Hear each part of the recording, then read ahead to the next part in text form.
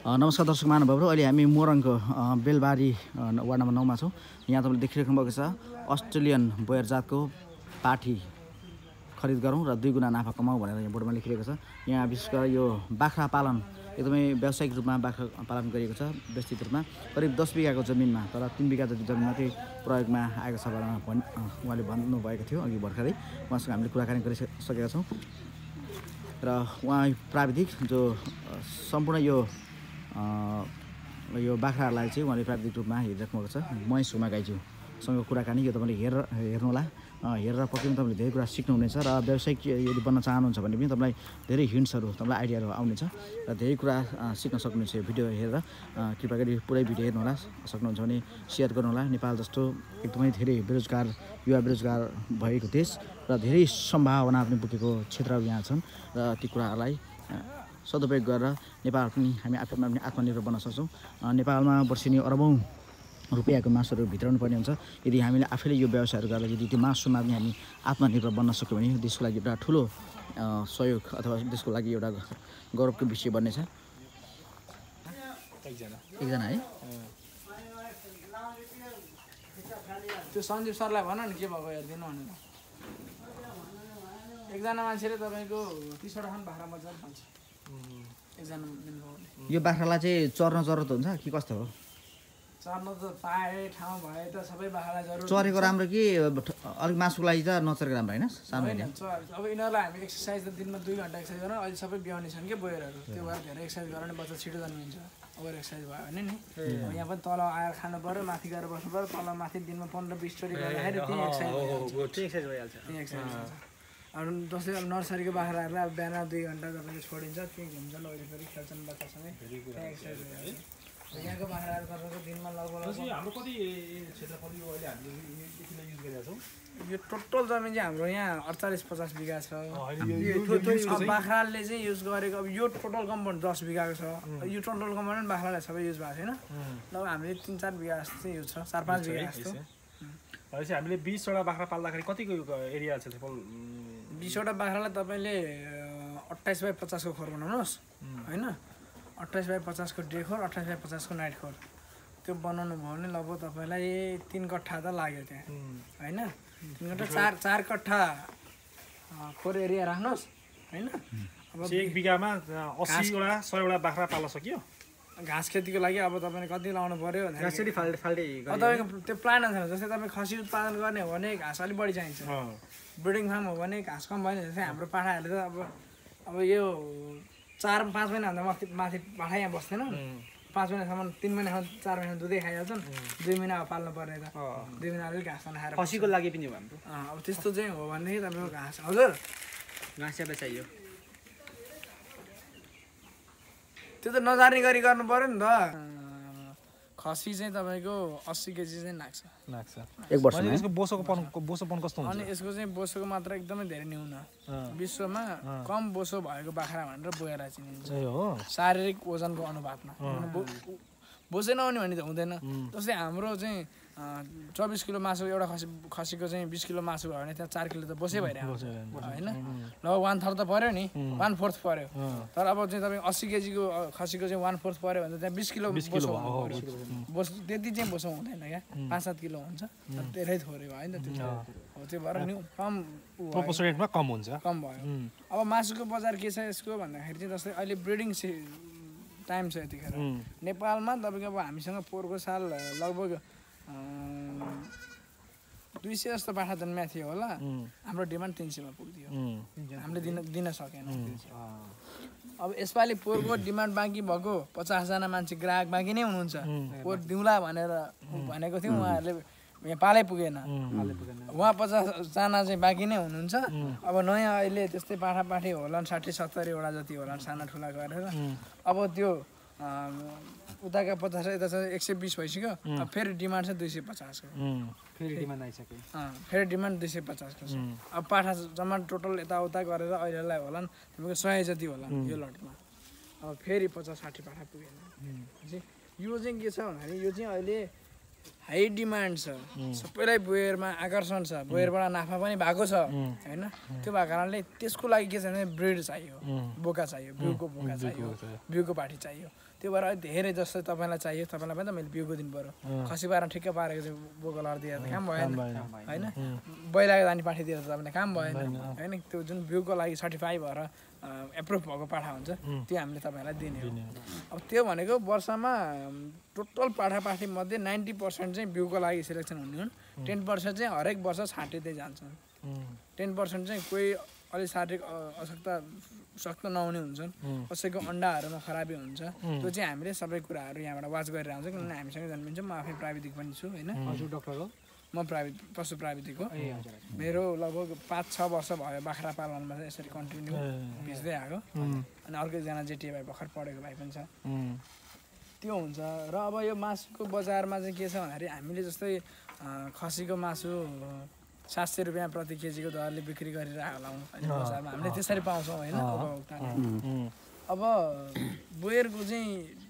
एउटा बोकालाई 2,25,000 हालेर किनेपछि फेरि 700मा किन्न कसरी 700मा प्रति केजी मासु बेचेर कसरी नाफा हुन्छ त भन्ने हाम्रो कन्सेप्ट हुन्छ अब एउटा बोको किन्नेलाई 2,50,000 हाल्दा त धेरै चाहिँ धेरै भयो 80-90 किलोको होला 90 किलोको मासुको हिसाब गरेर नि त्यो त कहाँ त्यो 65,000 भयो 1 लाख पनि परेन बोका पऱ्यो 2,25,000 कसरी नाफा भयो त भन्ने क्वेसन आउँछ होइन हाम्रो मनमा अब यसको चाहिँ एन्सर के हो भन्दाखेरि तपाईँसँग एउटा बिउ बोका छ तपाईँले 2,25,000 रुपियाँ लगानी गरेर त्यो बोकालाई काट्नको लागि लिने होइन त्यसलाई तपाईँले ब्रिडिङ एउटा चाहिँ बिउ बनाउनको लागि लिने हो होइन एउटा तपाईँको स्याउको दाना नै भनौँ एउटा स्याउको चाहिँ बिरुवा 20 रुपियाँ पर्छ होइन मान्छेले कति महँगो बिरुवा भन्ने हाम्रो प्रचलन छ तर त्यो दानालाई रोप्यो भने त वार्षिक 20,000 त त्यो स्याउको त्यो उसले आम्दानी दिन्छ नि गर्ने के भने बिउ बनाउने त्यसलाई ब्रिडिङको लागि सप्लाई गर्ने जस्तै एउटा बोकाले 40वटा बाख्रालाई सर्भिस दिन्छ एउटा बोकाको 2,25,000 रुपियाँ पऱ्यो त्यसले 40वटा बाख्रालाई सर्भिस 40वटा बाख्राले केही नभने 70वटा पाठापाठी पायो होइन डेढाको हिसाबले नि तपाईँको लगभग 60-70वटा पाठा पायो तपाईँको 60-70वटा पाठाबाट लिने मासु उत्पादनको फाइदा हेर्नुहोस् त त्यो बोकाबाट कति फाइदा भएको छ यसको एन्सर चाहिँ यो बुझ्नुभयो नि तपाईँको चाहिँ जस्तै अब स्टार्टिङ फेज भनेपछि हामीले एउटा त्यो बोका मात्रै लिएर गएर लोकल बाख्राहरूलाई पनि 50% चाहिँ निकाल्न सक्नुभयो अब त्यसमा फेरि अर्को पनि दुविधा छ लोकलमा गर्दिन भन्दा चाहिँ जस्तै लोकलमा गर्दा 50% बोयर भयो उहाँको कुराले होइन अनि फेरि लोकलबाट जन्मेको चाहिँ बाट फेरि त्यसलाई क्रस गरायो भने 75% बोयर भयो भनेपछि अल्टिमेटली 100% बोयरमा त्यही प्रक्रियाले पुर्याइयो र अर्को कुरा के छ भन्दाखेरि नि अब यसमा चाहिँ यति बेलासम्म चाहिँ हामीलाई ठिक लाग्छ यहाँनिर अलिकति गाह्रो छ के गाह्रो छ भन्दाखेरि जस्तै हामीले यो बाख्रालाई हाम्रो बोका लगायौँ यो बाख्राले जस्तै यो बाख्रा पायो यो बाख्रालाई हामीले त्यो बोका लगाउनु फेरि के भन्नु त जस्तै हामीले यो माउलाई त्यो बोका लगायौँ त्यो ठुलो बोका लगायौँ त्यो माउले यो पाठी जन्मायो यो पाठीलाई त्यो बोका लगाउन मिल्दैन किन मिल्दैन वंशाणु होइन त्यसलाई इनब्रिडिङ भन्छ इनब्रिडिङ त्यो चाहिँ तपाईँको आफ्नै वंशमा क्रस हुन मिल्दैन हाडनाताको समस्या आउँछ र हाडनाता डेथ हुँदैन डेथ हुनसक्छ होइन 5-10% डेथ हुन्छ साइन्टिफिकली चाहिँ के हो खास साइन्टिफिकली चाहिँ के हो भन्दाखेरि यसको साइन्टिफिक रिजन चाहिँ जस्तै ह्युमेनमा के छ भन्दाखेरि प्राय है अब यहाँ तपाईँहरू के थरी के जाति हुन्छ म जान्दिनँ होइन प्राय प्रचलन आजभन्दा 10-12 अगाडि वर्षसम्म के थियो भन्दाखेरि तामाङहरूको जातिमा चाहिँ मामा चेला र फुपू चेला चलाउनै पर्छ भन्ने थियो होइन मामा चेला फुपू चेला चलाउने गुरुङहरूमा पनि यस्तो म्याक्सिमम थियो अहिले पनि धेरै ठाउँमा छ अहिले शिक्षा कारणले त्यो चिजलाई हटाउँदै लग्यो अब त्यसले के इफेक्ट पारेको थियो भन्दाखेरि जस्तै बाहुन छेत्रीको हाइट वेट र ज्यान हुन्छ नि जसरी आएको हुन्छ नि त्यो पहिलाको अब अहिले भन्दा पनि आजभन्दा 15-20 वर्ष अगाडिको तामाङहरूको हेर्ने हो भने त्यसरी विकास भएको पाइएन किनभने के हो भन्दाखेरि इनब्रिडिङ परेपछि शारीरिक बनावटमा कमजोरी आइदिने जस्तै मान्छेको बनावट कस्तो हुनुपर्थ्यो हातका औँलाहरू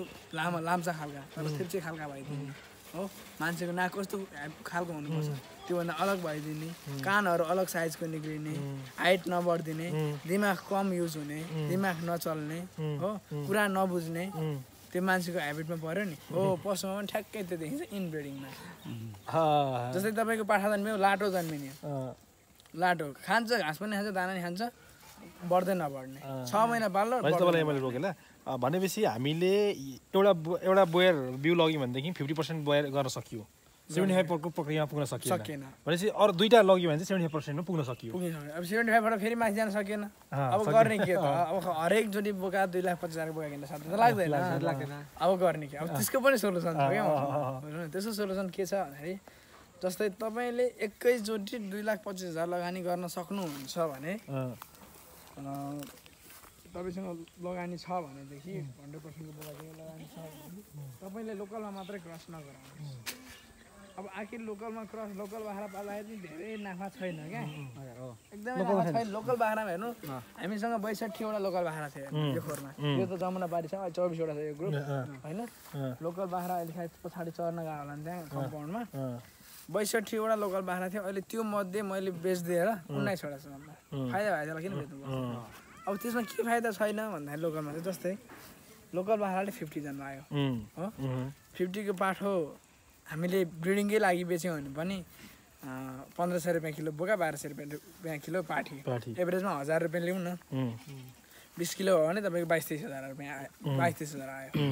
तर त्यही लोकल बाख्राले खाने ठाउँ पनि त्यही बस्ने ठाउँ पनि त्यही त्यसलाई स्याहार गर्ने मान्छे पनि त्यही तर त्यो लोकल बाख्रामा चाहिँ 50% बोयर पाठी हालिदियो भने के भयो भन्दाखेरि त्यही खानपानमा अलिकति त्यसको मूल्य लगानी पर्यो होला 20,000 कतिले लोकल बाख्रा किन्यो भने अहिले 12-13 हजार पर्छ गाउँमा अलिक कतिले किन्यो भने तपाईँको त्यही ठाउँमा 50 निक्लिन्थ्यो भने तपाईँको 100% 75 निक्ल्यो क्या फर्स्ट जेनेरेसन नै तपाईँको 75 मा इम्प्रुभ भएर आयो अब तपाईँले 20 वटा बाख्रा पाल्ने तपाईँको फर्स्ट प्लान छ भने तपाईँले अब के कन्सेप्ट राख्नु भने 10 वटा लोकल हाल्ने 10 वटा चाहिँ 50 हाल्ने क्या बरु 5 वटा लोकल हाल्ने 15 वटा 50 हाल्ने क्या लोकल कम गर्नु पर्यो लोकल कम गर्दाखेरि के हुन्छ आखिर तपाईँको समय कुर्नुपर्ने समय इन्भेस्टमेन्टको एउटा आउने बेलासम्म प्रतीक्षा गर्नलाई त्यही समय लाग्ने हो त्यो मनीको पैसा पनि तपाईँले 50% किनेर ब्याज सस्तो भने लोकल किनेर ब्याज महँगो हुने होइन पैसालाई लाग्ने ब्याज पनि त्यही हो तपाईँले दिने टाइम पनि त्यही हो र उत्पादनमा धेरै फाइदा भयो अब 20 किलोकै सोच्नु न 2500 रुपियाँ 2,000 रुपियाँ किलोले 20 किलोकै भयो भने 40,000 आएन तपाईँले भन्दै हुन्छ नि यो मासुहरूको रेट छ नि जस्तै लोकलको 700 होइन यसको 2500 त्यो चाहिँ कहाँ खपत हुन्छ यो चाहिँ हैन उहाँले मासुको 2500 भन्नुभएको छैन मासुको वेटको कुरा गर्नु यो त ब्रिडिङको लागि मात्रै हो रेट पनि फरक भन्दै हुन्छ नि त हैन रेट पनि फरक त्यो चाहिँ कहाँ खपत हुन्छ त जस्तै हैन त्यो ब्रिडिङको लागि मात्रै हो क्या टोटली मासुको कुरै छैन मासु त यो बाख्रा पनि 700 नै बेच्नु पर्ने हो सेम रेट सेम हो तर तपाईले यो ब्रिडिङ जुन छ नि वेट बढ्ने कुरामा चाहिँ 50% 75% अलि बढी बढ्ने लोकल भर्छ हामीले लोकल युज नगर्दा के भयो लोकल बाख्रा किन्न सकिदैन कस्ट बढी भयो कस्ट बढी रिटर्न्स चाहिँ फेरि कस्ट पनि बढी भयो रिटर्न्स पनि बढी भयो रिटर्न्स त स्वाभाविकले तपाईँ जस्तै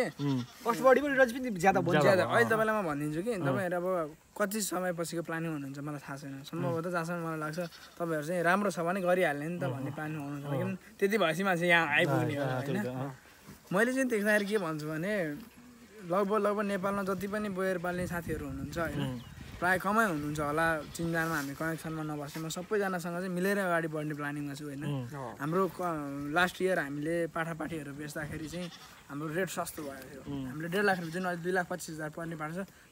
पोहोरको साल हामीले 1.5 लाख रुपियाँ गोटा बेच्यौँ त्यतिखेर हुँदाखेरि 3.5 लाख 4 लाख रुपियाँदेखिबाट 9 लाखसम्मको बोकाहरू पाठाहरू बेच्ने पनि नेपालमा 1-2वटा फार्महरू छ एउटा बोकाको 9 लाख रुपियाँ एउटै हो उहाँकोमा भएको बोका र हाम्रोमा भएको एउटै हो तर उहाँकोमा महँगो हो क्या मतलब उहाँको प्रमोसन बढी भयो अब समथिङ त्यस्तै के होला अनि एभरेजमा 4 लाख रुपियाँमा बेचिरहेको छु भन्नुहुन्थ्यो अनि बाख्रा व्यवसाय सङ्घ पनि छन् ठाउँ नेपालमा ठुला सङ्घहरू पनि छन् अनि त्यस्ता बिचमा चाहिँ मैले कन्सल्ट गर्दाखेरि चाहिँ यसो कुरा गर्दाखेरि सबैभन्दा नेपालको सबैभन्दा सस्तो चाहिँ हामीले बेचेको छौँ 5-7 वटा बेच्यौँ अनि त्यतिखेर चाहिँ हामीले सस्तै बेच्ने प्लानिङ भयो तर के भयो भने व्यवसाय सङ्घबाट चाहिँ घोषित भएको कुराले चाहिँ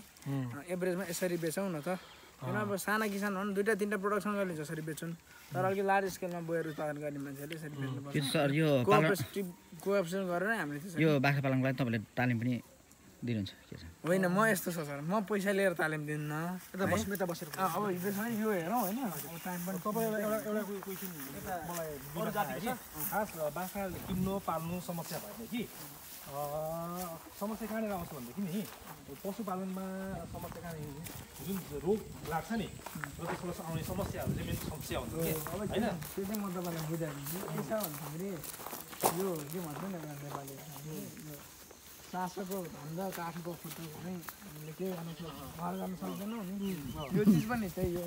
तर कुखुरा पाले जस्तो महामारी छ नि ब्रोइलर तपाईँको एकै दिनमा सुत्तर हुन्छ नि त्यो चाहिँ बाख्रामा नेभर हुँदैन कहिले पनि बाख्रा गाई सुँगुर जुनसुकै होस् कुखुरा पन्छी जन्नेलाई मात्रै त्यसरी 25,000 को बिउ लिएर ल्याउँला भरे बिरामी भएर अलिकति कुरा छ